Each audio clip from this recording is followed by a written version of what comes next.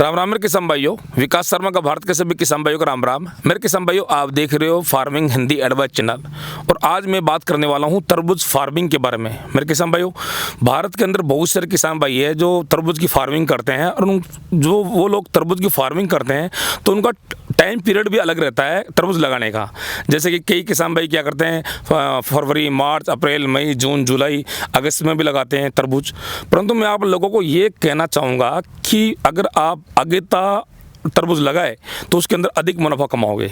और अगेता जो तरबूज लगाओगे उसका टाइम पीरियड क्या है, अब लगाओ दिसंबर के अंदर। 1 दिसंबर के अंदर आप तरबूज लगा दो और इसके अंदर आप 1 दिसंबर में जब आप तरबूज लगाओगे तो तरबूज की फसल रहती है 3 महीने की, मतलब 90 दिन की। तो दिसंबर, जनवरी और फरवरी के एंड के अंदर आपको तरबूज हार्वेस्टिंग करने का टाइम आ जाएगा। और जो आप मतलब फरवरी के अंदर अब तरबूज मतलब आप बाज़ार में बेचोगे तो तरबूज के भाव फरवरी के अंदर आपको बहुत अच्छा मोटा मुनाफा मिलेगा। मेरे किसान भाइयों, टाइम पीरियड अगर आप जो तरबूज का अगर टाइम अगर सही रहेगा हार्वेस्टिंग का, आप सही टाइम पे अगेते तरबूज आप मंडी में लेकर जाओगे तो आपको भाव भी अच्छा मिलेगा। इसी तौर पे मैं राजस्थान सीकर के अंदर आया हुआ हूँ और ये खेत है हरिराम जी का। तो हरिराम जी, आपने कितना एकड़ तरबूज लगा रखा है? मैंने 1.5 एकड़ के अंदर तरबूज लगाया है। 1.5 एकड़ के अंदर? हाँ, लगाया नहीं, अभी लगाऊंगा मैं। अब लगाओगे आप? हाँ हाँ। तो ये किस विधि से आप तरबूज लगा रहे हो आप? मैं विधि ये आपसे राय लेकर लगा रहा हूँ मैं। अच्छा, तो मैं बता देता हूँ। हाँ। तो इनका जो ये फार्मिंग हो रही है, तरबूज की फार्मिंग हो रही है, वो मेरी ही गाइडलाइन से हो रही है मेरे किसान भाइयों। अब क्या है कि हरिराम जी ये इसके अंदर सीडलिंग करेंगे, जो सीड्स लगाएंगे तरबूज का वो लगाएंगे 1 दिसंबर को।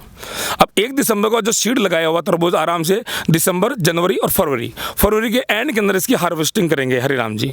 अब बात करते हैं इसके अंदर तरबूज लगाने से पहले क्या कौन सा खाद डाला है हरिराम जी ने। तो सबसे पहले इन्होंने खाद 2 ही खाद डाले हैं। कौन सा? भेड़ की मिंगन और मुर्गी का खाद, दोनों को मिक्स लगा के और पेड़ के अंदर ही डाला इन्होंने। होता क्या है कि भारत के अंदर बहुत सारे फार्मर से किसान हैं जो पूरे खेत के अंदर खाद बिखेरते हैं। तो पूरे खेत में खाद बिखेरते हैं तब उनका खाद क्या है, वेस्ट जाता है। आप लोगों को ज़्यादा खाद डालने की ज़रूरत ही नहीं है। अब अगर तरबूज की फार्मिंग कर रहे हो तो सीधी बात है, आप बेड़ के अंदर आप खाद डाल दीजिए, ठीक है। अब बेड़ के अंदर आपने खाद डाल दिया, ठीक है। अब इसके ऊपर ड्रिप का पाइप बिछाने के बाद में मल्चिंग लगा दो। आप इस तरह की मल्चिंग लगा दो। मल्चिंग लगाने के बाद के अंदर 10 दिन तक ये जो छेद देख रहे हो आप, ये छेद देख रहे हो आप, तो इसके अंदर 10 दिन तक तरबूज का बीज कोई नहीं लगाना है, इसको खाली छोड़ना है। खाली इसलिए छोड़ना है क्योंकि ज़मीन के अंदर क्या है कि कई प्रकार की गैसें होती है, ठीक है। तो एक तो वो गैस निकल जाएगी और इसके अंदर जब हीटिंग होती है मल्चिंग के अंदर, वो हीटिंग निकल जाएगी। और इसमें एक और बात है कि जैसे ये खरपतवार दिख रहे हो, तो कोई खरपतवार भी होगा छोटा मोटा, वो भी उग जाएगा और इसको उखाड़ के अपन फेंक देंगे। तो 10 दिन तक आपको तरबूज लगाना नहीं है, मतलब मल्चिंग बिछा के छोड़ देनी है और हल्का फुल्का वाटरिंग करना है। 10 दिन बाद के अंदर आप इसके अंदर तरबूज लगा दो। तरबूज लगाने के बाद के अंदर इतना मतलब प्रोडक्शन निकलेगा तरबूज का, शानदार प्रोडक्शन निकलेगा। हाँ, आप लोगों को ये भी बताना चाहूँगा कि इसके अंदर आप लोग क्या करना पड़ेगा, लिक्विड फॉर्म के अंदर खाद चालू करो। जैसे जीवामृत है, जीवामृत चलाओ इसके अंदर। जैसे चावल से बना हुमिक एसिड है, वो हुमिक एसिड चलाओ इसके अंदर। बोरोन चलाओ इसके अंदर। तो ये और भी, जैसे गौमूत्र है आपके पास तो गौमूत्र भी चलाओ आप इसके अंदर। चाय की पत्ती है तो चाय की पत्ती का भी पानी इसके अंदर चलाओ। तो न्यूट्रिएंट्स इसके अंदर आपको ध्यान देना है कि समय समय पर लिक्विड फॉर्म के अंदर इसके अंदर न्यूट्रिएंट्स चलाओ।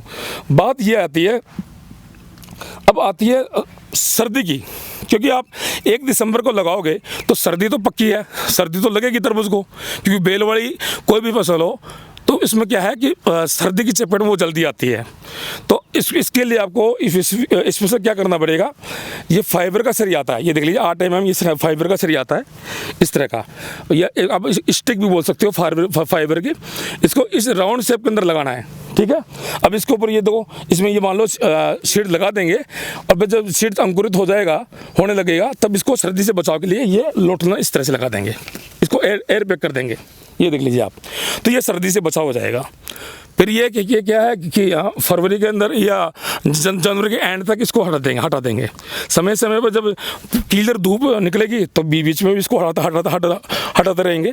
तो इस तरह की हरिराम जी ने ये तरबूज की प्लानिंग करी है। और ये जो टाइम पीरियड है, इन्होंने जो सीडलिंग लगाएंगे ये 1 दिसंबर को लगाएंगे। तो 1 दिसंबर को लगाएंगे ना इसके अंदर सीड, तो ये आराम से फरवरी के एंड तक ये इसका हार्वेस्टिंग ले लेंगे। तो ये क्या है, ये जो टाइम बता रहा हूँ ये तरबूज का अगेता है। अगेते तरबूज के अंदर आपको भाव अच्छे मिलेंगे। अब लगा के देखो, या फिर आप 75 तरबूज लगाते हो तो 75 तरबूज में भी भाव अच्छे मिल जाते हैं बारिश के मौसम के अंदर। पर बारिश 75 से ज़्यादा अगेते में मिलेंगे आपको भाव, क्योंकि गर्मियों के अंदर ये क्या फरवरी के अंदर हार्वेस्टिंग होगा तो फरवरी के अंदर क्या थोड़ा थोड़ा गर्मी हो जाती है, और गर्मियों के अंदर का तरबूज का आप खाओगे, कोई भी खाता है तो उसका स्वाद अलग रहता है। तो अगेते तरबूज लगा कर आप मोटा मुनाफा कमा सकते हो हरिराम जी की तरह से। हरिराम जी कितने एकड़ में लगा रखे आपने? 1.5 एकड़ के अंदर है। 1.5 एकड़ में ये मल्चिंग का और ये फाइबर का ये जो है रोड और ये लोटलन है, इसका पूरा टोटल कितना खर्चा आ गया एक एकड़ का? इसमें आएगा 35,000 रुपये। 35,000 खर्चा है टोटल, पूरा 35,000 रुपये का आएगा। मल्चिंग आ गई, मल्चिंग आ गई, फाइबर का सरिया आ गया, लोटन आ गया। लोटन आ गई, तीनों का 35,000 खर्चा है। 35,000। ड्रिप आपकी है ही? ड्रिप मेरी है ही। अच्छा अच्छा जी। तो देख लीजिए मेरे किसान भाइयों, ये भी एक तरबूज की प्लानिंग है। अगर प्लानिंग आपके पास रहेगी तो आप आगे बढ़ोगे। आपको टाइम पीरियड याद रहना चाहिए कि कौन सा टाइम पीरियड के अंदर अपन तरबूज की फार्मिंग करें आगे थी। दूसरी बात, कौन कौन सा खाद डालें, किस तरह से फार्मिंग करें, ये सारा ये टेक्निकल पर्सन अगर आपके दिमाग में रहेगा तो आप आगे बढ़ जाओगे। वीडियो कैसी लगी? लाइक शेयर सब्सक्राइब करें। धन्यवाद।